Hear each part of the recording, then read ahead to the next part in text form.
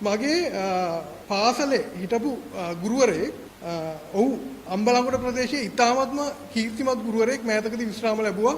මම නම කියන්නේ නැහැ මොකද ඔහු කිසිම දේශපාලන පක්ෂයක මතයක් දරන කෙනෙක් කියලා මම දන්න ආකාරයෙන් එහෙම කෙනෙක් නෙමෙයි. ඔහු දාලා තියෙනවා අද උදේ ඔහුගේ Facebook ගිණුමේ වැහෙන විට එක පාසලක් සිපිරි ගෙවල් දහසක් තව ඉදි වුණා. වේවැලට වැඩ අඩු වුණ ගොඩක් තැන්වල බැටන් පොල්ලට වැඩ වැඩි වුණා. මම ඉතාමත්ම හොඳින් දන්නවා මෙතුමා මේ කීර්තිමත් ගුරුවරයෙක් හැටියට යම් කලකිරීමක් ඇතුව තමයි මේ පෝස්ට් එක උදේ මේ අප්ලෝඩ් කරලා තියෙන්නේ. මොකද අපි හැමෝම දන්නවා ඒ ගුරුවරයා අම්බලන්ගොඩ ප්‍රදේශයේ ප්‍රධාන පාසල් කීපයකම විනය ඉතාමත්ම හොඳින් හදන්න ළමයින් වෙනුවෙන් සෑහෙන කැපවෙච්ච ප්‍රසිද්ධ ගුරුවරයෙක්.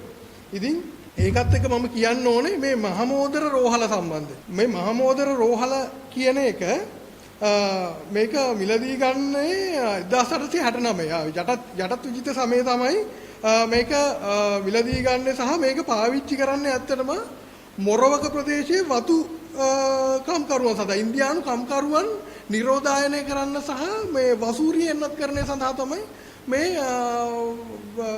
මේක මේ රෝහල මුලින්ම පාවිච්චි කරේ. පසු කාලීනව ඒක වැඩි දියුණු වෙලා රෝහලක් බවට පත් වෙලා පස්සේ 80 දශකයේ වෙනකොට කරාපිටිය ශික්ෂණ රෝහල ආරම්භයත් සමග ඒක මාතෘ රෝහලක් බවට පත් වුණා.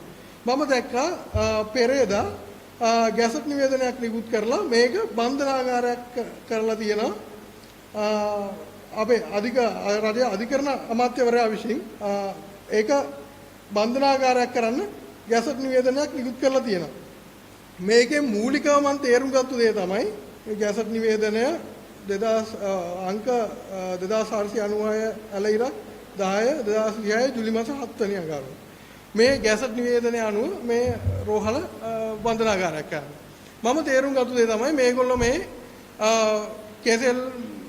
කෙසෙල් ගෙඩිය නැට්ටහයි කරන්නයි මේ මූදු වතුරෙන් සල්ෆියුරික් නිපදවන්නයි කියලා ආපු මේ පිරිස බොහොම පැහැදිලි මොවුන් මේ කිසිම වැඩපිළිවෙලක් නැතුව තමයි මේ ජනබලයක් ලබාගෙන මේ ක්‍රියා කරමින් යන්නේ. ඒ කියන්නේ අර අතිසාරයට අමුඩ ගහනවා වගේ මේ ක්‍රියාවලියක් තමයි ගෙනියන්නේ. ඉතින් මේ හරහා මේ ගැසට් නිවේදනය හරහා මම මේක ඇත්තටම වාණිජ්‍ය වටිනාකමක් තියෙන භූමියක් මේ වෙනකොට. ඒක ඇත්තටම පහුගිය වර්ෂවලත් කතා වුණේ මේක ඉතාමත්ම යෝග්‍යයි කියලා දියුණු සංචාර ව්‍යාපෘතියක් සඳහා භාවිත කරන්න.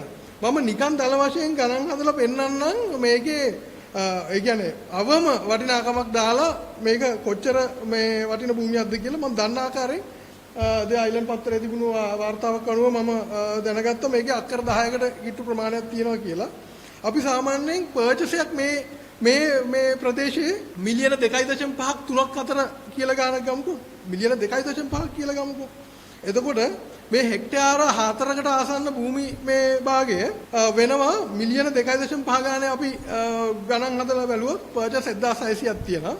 එතකොට මිලියන 4000ක් වටින බිම් කොටසක් මේක. එතකොට බිලියන 4ක පමණ බිලියන 4කට අධික. මම අවම වටිනාකමක් තමයි දැම්මේ. මොකද සල්ලි දීලා ගන්නත් ඒ ප්‍රදේශයේ එහෙම ඉඩම් එහෙම සීමිත ප්‍රදේශයක්. ඉතින් බිලියන 4ක විතර මේ වටිනාකමක් තියෙන මේ වාණිජ මේ දේපල මොවුන් මේ කිසිම සැලසුමක් නැතුව මේ කරන ක්‍රියාවලිය නිසා එදා අපි කියනවා එදා වේලට උවස් කියලා. එහෙම ආකාරයකට තමයි මේක භාවිතා කරන්නේ. මුළු දෙනෝදහක් දන්නවා මේක මොකද වසර ගානක තිස්සේ කතා වුණා සංචාරක ව්‍යාපෘතියක් සඳහා යොදා ගන්න රැකියා අවස්ථා උත්පාදනය කරන්න සහ විදේශ විනිමය රටට ගේන්න පාවිච්චි කරන්න පුළුවන් බිම් කොටසක් කියන එක. මේ මෙතන එහා පැත්තේ තමයි ඒකේ OPD එක දැන්ට ක්‍රියාත්මක වෙනවා සහ ඊටත් එහා පැත්තේ තියෙනවා හෙද විදුහල. මේක ගැන තමයි මේගොල්ලෝ මේ බන්ධනාගාරයක් කරන්න කතා කරන්නේ.